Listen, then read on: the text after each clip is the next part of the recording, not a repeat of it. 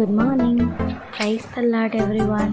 Today, Jesus Army Fellowship, Word of God, ஏசாயா 41 அதிகாரம் 10 நீ பயப்படாதே, நான் உன்னுடனே இருக்கிறேன்.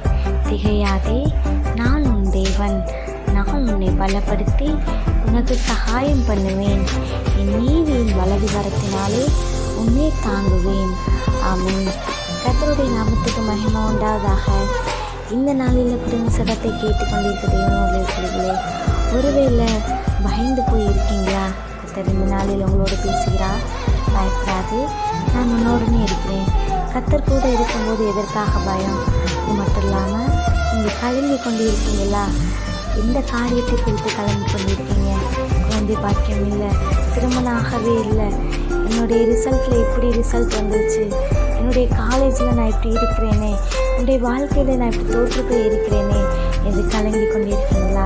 கர்த்தர் உங்களோடு சொல்கிறார், திகையாதே, நான் உன் தேவன் என்று சொல்கிறார். நான் உன்னை பலப்படுத்தி உனக்கு சகாயம் பண்ணுவேன் என்று சொல்கிறார். நம்முடைய தேவன் நமக்கு உதவி செய்கிற தேவன்.